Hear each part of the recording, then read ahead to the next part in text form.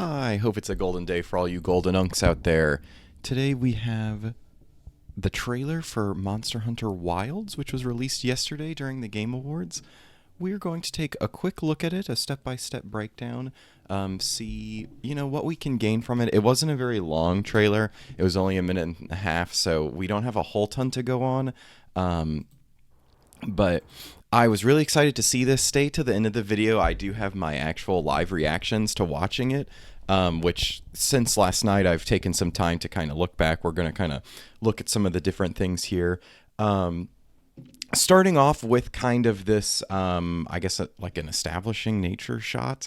Just, I really love Monster Hunter because of the ways that they designed their worlds. So even looking here, we're getting this kind of desert area that we'll see throughout the trailer. All of these kind of small creatures have gathered around like a watering hole. We can see some different types of them. This one, right, both of these two types of monsters, you can see one here, we can see one here, have been in Monster Hunter games, at least in some variation. Maybe not this one with this kind of spike on its back, which I'm thinking is some kind of like herd. You can see each herd has one. And again, that's all thought out by the ecology experts, I guess, that they bring in to work on these games. Very, very cool. And this pillar here in the background too is going to end up being kind of important. So these are gown goats, or kind of a variation of gown goats. The gown goat was in Monster Hunter Rise, which was known to blend into its background. So this one obviously has become a little bit more sandy, hard rock. And then in the background, we see a Kestodon, which is native to a lot of the actual desert environments from some of the other ones. Here's the Gagao. Sorry for that real bright light there. A little bit more, it's hard to tell on the Switch's graphics, but it looks like that's supposed to be a little more furry. And then you can see the Kestodon. This one's maybe a bit more orange, located on sandy plains. So things we have seen before. I think that's a little bit why this trailer wasn't as exciting as I remember, like the Monster Hunter World trailer being. But it does look like it's all in engine, which is very cool. We can see this kind of close up on these two gown goats, which have these specific lightning rods. We see later in the trailer that they get hit by lightning and they're kind of charged. So noticing things like that does seem to be important. And then we can also see some from on top of these monsters here are some little birds.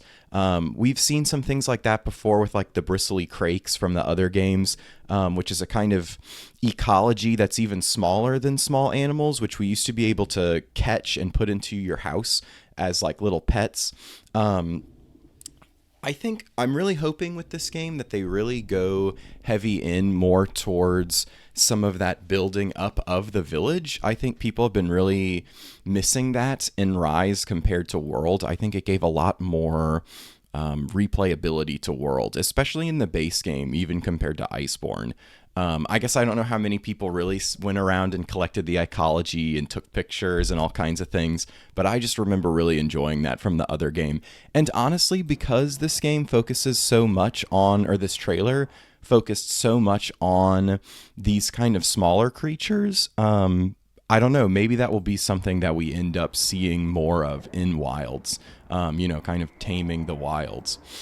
So here we get the Rathalos in the background. Let me go full screen again. And we're getting another little smaller animal run across the side there. That looks very similar to some of these kind of boggy types that we've seen. Boggy, scraggy, venomy, I don't know. There's all kinds of little small monsters like this that are kind of that velociraptor looking guy. But as a very small, sorry, some spoilers there about who we're about to see.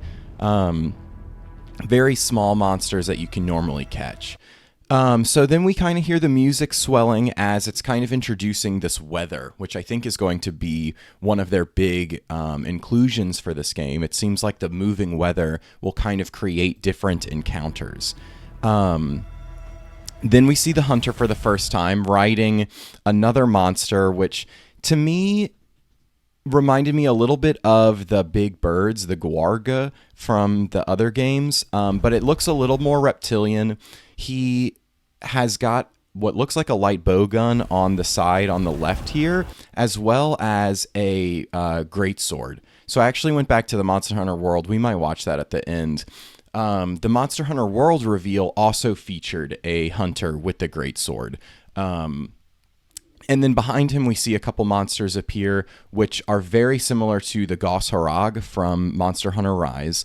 And in Monster Hunter Rise, he would create these large blades on his hands of ice. And his characteristics, native to ice-cold climates, very developed to the climate themselves. So I'm thinking, okay, well, in the sand, what are their swords going to be made of? Well, obviously, it's going to be these lightning things we see them chasing this prey for. So this very much also reminds me of Rampages a little bit from Rise. I know people who are in the Monster Hunter community are going to be like, no, not Rampages, please, anything but that. But I think that they wanted that idea of exploring with more monsters, more real life like herds, doing things across the ecology. So in Rise, we were kind of as humans in the way of what this natural stampede would be. And so here they've actually created that stampede, which I think is really, really cool. You can see him kind of bobbing and weaving on his monster. They don't look too fast, which is a little bit interesting to me. In Rise, you do have a Palamute, which is a little dog that you ride on, which does have multiple different speeds, like a drift. It can do all kinds of things to go kind of a little faster than this. I really like the design. I mean, look at him kind of sprinting there. He looks really cool. I really like the design of him, but I have to say, with some of the mechanics seeming so necessary for traversal and how big this world is going to be, there is a bit of trepidation I have of how it might feel like the traversal Pokemon from the newest Scarlet and Violet games, which they felt very clunky of having to get on and get off of them all the time while still trying to explore and connect to the world. But out of any monster, that's what he reminds me of the most is what are they called? Like Mimrodons from the Pokemon games that you have to ride throughout the world. And actually, there's a lot about this kind of trailer that made me feel very Pokemon Violet and Scarlet. Maybe not for the best thing. So here we see the lightning start, and these tails at first kind of threw me because the Goss Harag does not have a tail. But you can see one of those go-goats get struck by lightning and create this thunder blade, which again looks very, very similar to the Goss Harag blade there. And they are hunting them specifically. So then we just get the hunter kind of jumping through some cool different environments. Again, you can see how much he's using the mount for traversal. In fact, we don't see him leave the mount at all during this. And mounting has been something that has been getting more and more important in the Monster Hunter games, from the RPGs to just attacking the monsters to riding the Palamute all over as the areas are starting to get bigger and bigger and bigger. So here you can see one of those lightning rods being hit by lightning, some of the monsters in the area being hit by lightning, and a really cool shot of our little bird friend kind of showing what he's capable of here. Then he kind of rides in like this, and we get this really cool shot. At first, in my live reaction, I thought this was saying something like with seasons. Like I thought, sorry about that. That all of the different stages, all the different areas might have totally different seasons that they look very different.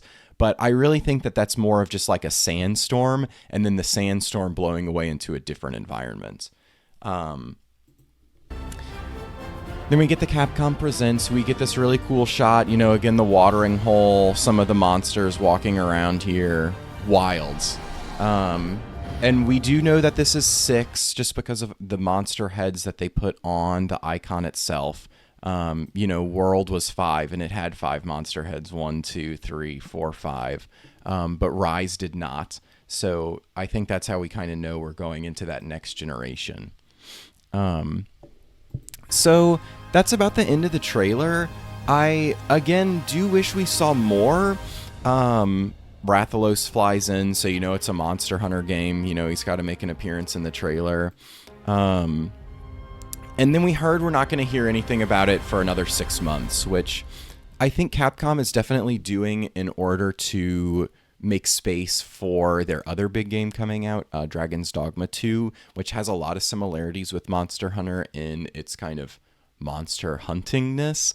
While that game is more of like a fantasy RPG, where this one does go a little bit more, I want to say Pokemon like creature collector almost, because they put so much time and effort into the creatures, into the ecology, into how the world is working, that there is a less violent like reason for playing these games. World really captured me, and I really loved Rise for the actual fighting gameplay as well. I think it really clicked for me in Rise, but the exploration and the reality of World was really, really interesting, and I loved how they explored lots of the different elements and made the monsters feel real.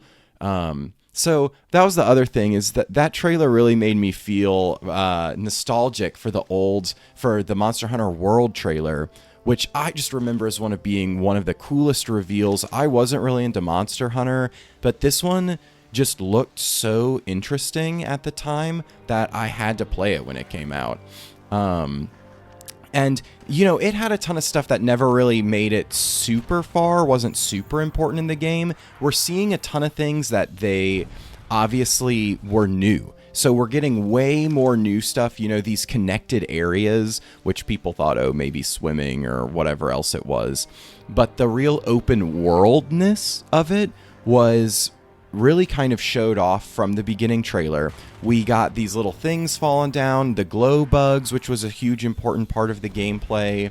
The hunter interacting with some of the small monsters, using those items, finding some of the stuff, which, again, I feel like they didn't quite go in on as much. It really just got you to the monster and into the fight. And a lot of this, like, hiding and watching them don't help you hunt the monster quite as much. Like, even this whole trap that he kind of set up, like, people will do that. Players of the Monster Hunter games love to, you know, if it's there, why not just get a little bit of the extra damage? But I think this trailer wowed with a lot of those tricks. I'm saying just kind of tricks, like with those moments, really, of a fight that ended up in the game and giving it that flavor of it being really good. And the fight with Rathalos too. I mean, like, this, it was all so cool. Look at him shooting at him. And then we just got a sandstorm in the new trailer. Like, that's all I'm trying to say. They showed the multiplayer aspect.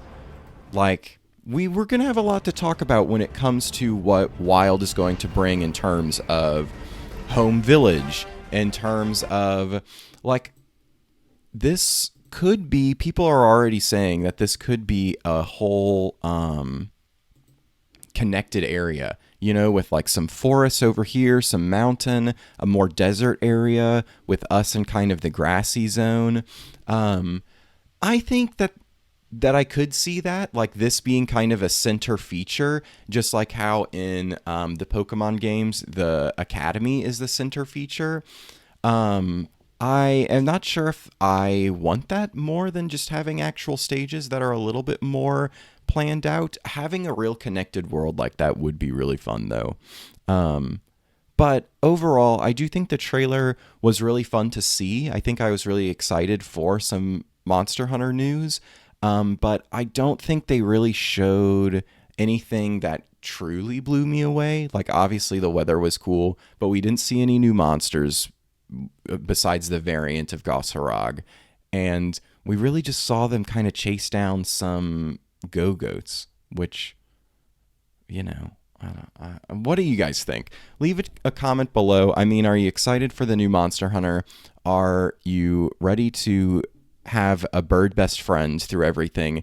Obviously, we're going to have some incredibly hilarious costumes for this thing. I'm sure we'll get a Chocobo skin with Final Fantasy or something like that. Maybe we'll get the Pokemon skin too, you know? Bring me some Pokemon I can monster hunt.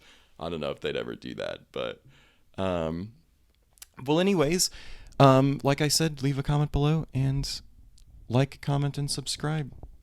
And most importantly, be kind.